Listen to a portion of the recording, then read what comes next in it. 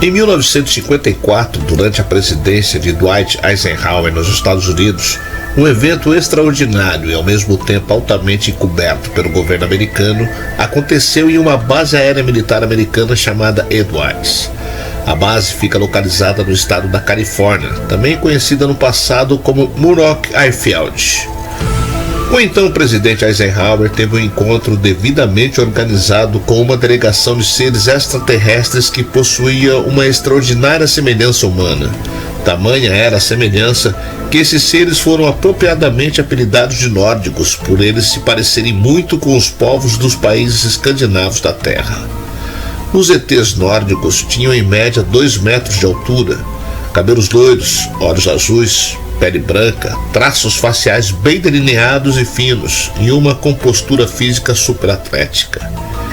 Este evento pode ser facilmente considerado como um dos mais importantes acontecimentos da história da humanidade.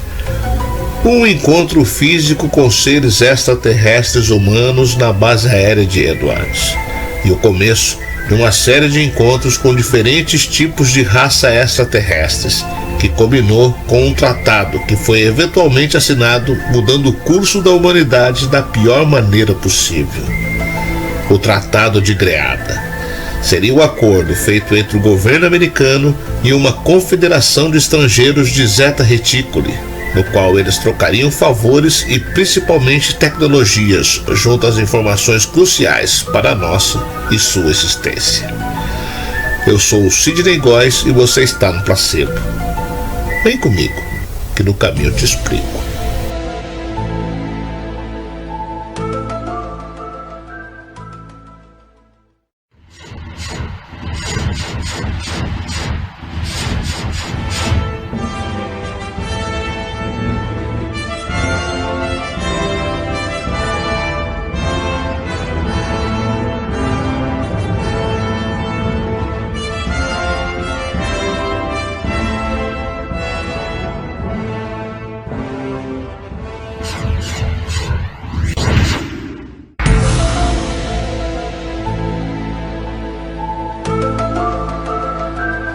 De acordo com as declarações de Laura Eisenhower, bisneta do ex-presidente Eisenhower, e um dos seus ex-assessores, Timothy Good, o líder americano se encontrou 3 vezes com extraterrestres.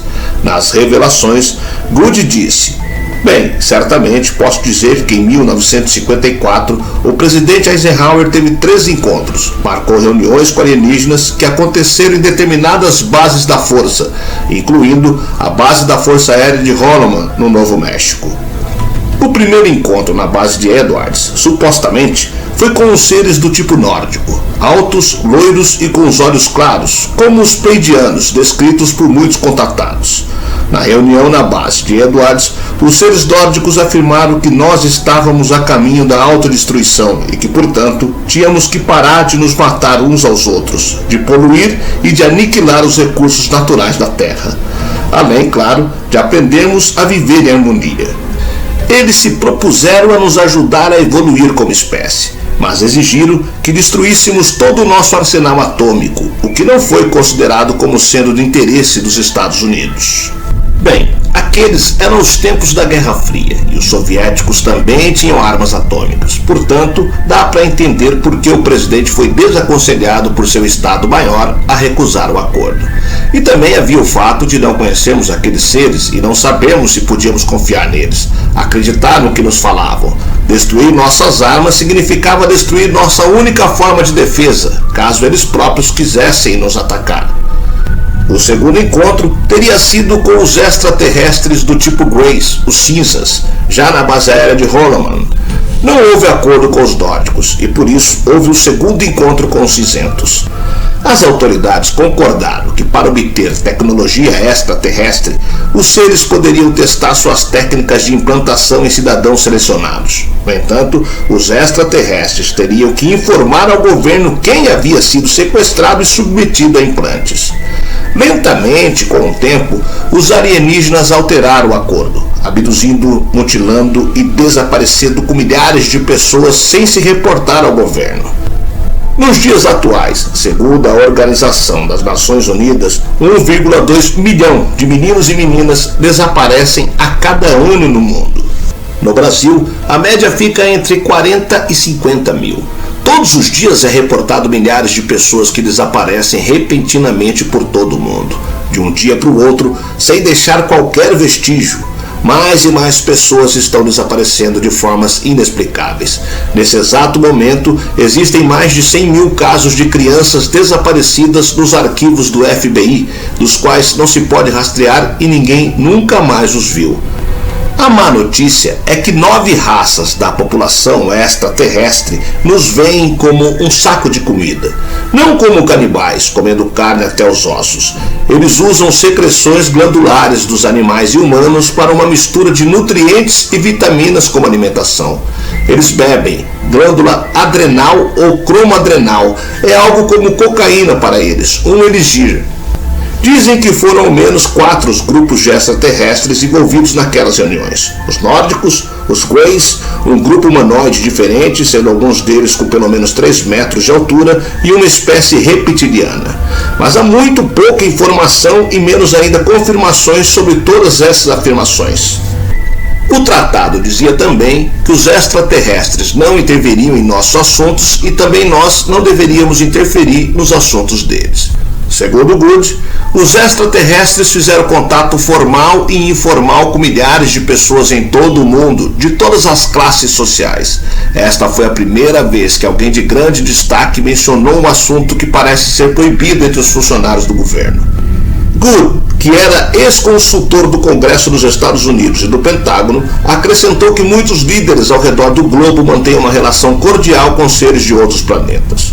Outro ponto a se destacar é o crescimento. A partir da metade dos anos 50, do complexo militar industrial que, com o passar dos anos, acabou por tirar o poder da mão do presidente das Forças Armadas, transferindo-o para as grandes corporações armamentistas de capital privado. Muitos dizem que isso se deu justamente pela entrada da tecnologia extraterrestre e que hoje não é mais o governo, mas as grandes corporações que participam e controlam as ações dos alienígenas em relação à humanidade. Se os testemunhos forem verdadeiros, o presidente Dwight Eisenhower seria o primeiro presidente não apenas a ter feito contato com uma civilização extraterrestre, mas também a assinar um tratado com eles. Claro que essa é uma história um tanto difícil de acreditar. No entanto, o grande número de testemunhas, a semelhança de seus depoimentos, a versão oficial suspeita dos eventos e o fato de que os sequestros começaram no final dos anos 50 são elementos mais do que suficientes para pelo menos levar em conta. O objetivo é conseguir fazer com que as pessoas abram suas mentes para uma realidade que não parece tão animadora diante do que acontece por trás das cortinas. Desta forma, adotando uma postura mais esclarecida, a humanidade estará apta a lidar melhor com todos os aspectos que uma influência extraterrestre regressiva desta magnitude pode nos causar. A menos que os governos da Terra passem por uma mudança completa, especialmente na maneira de tratar o próprio planeta, a raça humana terrestre não somente continuará a ser escravizada e submissa a uma raça alienígena, mas também provavelmente se tornará extinta devido às guerras e à destruição do nosso planeta Terra.